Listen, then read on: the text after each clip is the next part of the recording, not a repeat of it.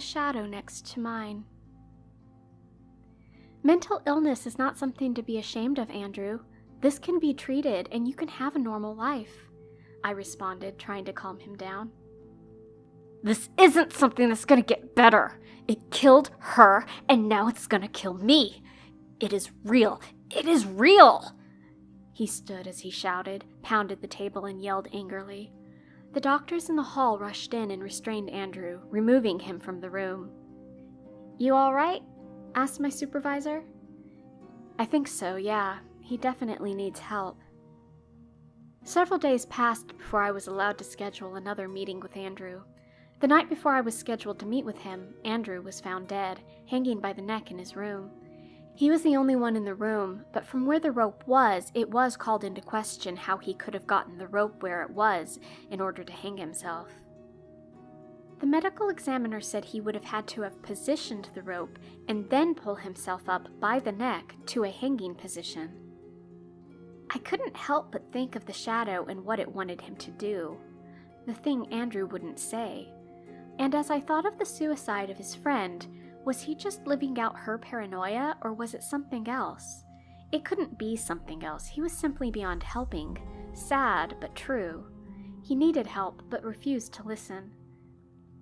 Several weeks went by after Andrew's suicide.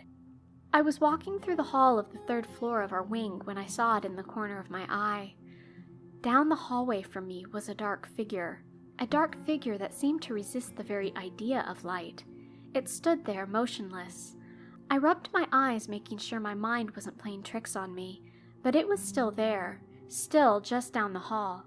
I began moving down the hall towards it, but every step I took it seemed to get further away from me. Its limbs didn't move, but it seemed to noiselessly slide further down the hall, eventually slipping behind a corner. I ran down the hallway and turned the corner. It had moved all the way to the other end of this new hallway. "Who are you?" I called towards it. The thing gave no response. This couldn't be real. This was some kind of joke, a sick joke because of what Andrew had said. This isn't funny. I assumed it had to be one of my coworkers or fellow interns. As I yelled, one of the nurses exited a room looking concerned and annoyed. What are you doing yelling? It's late. Do you see that figure down the hall? I pointed toward the figure. See what? The nurse angrily looked down the hall towards the figure.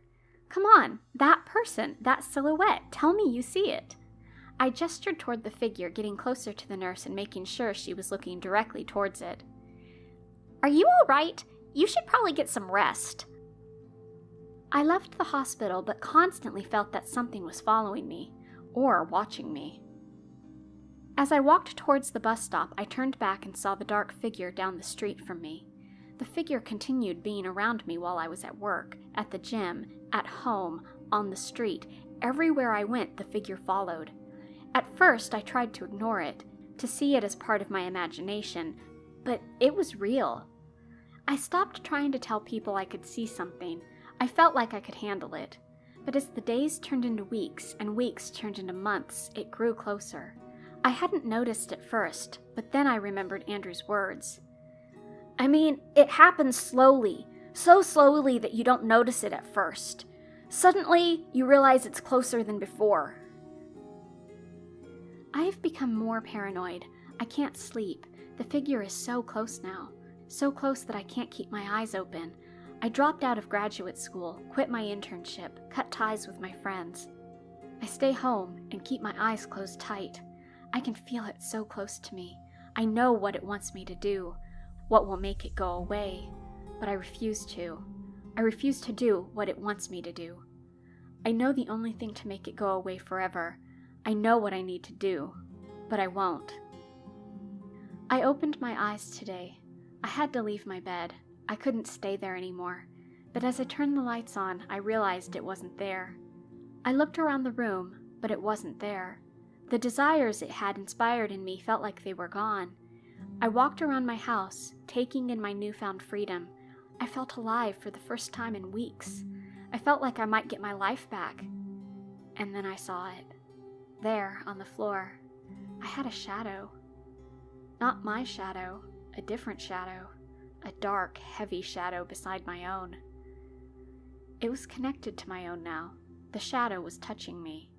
It was connected to me now. I don't know what to do.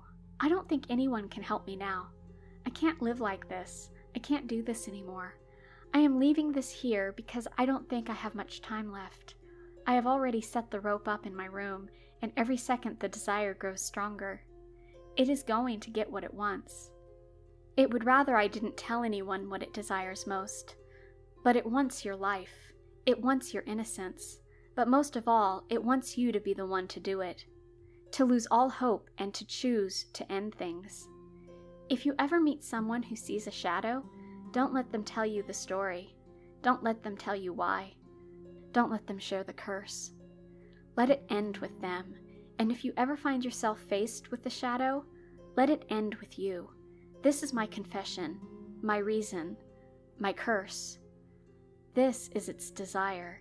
This is its only objective. This is the shadow next to mine.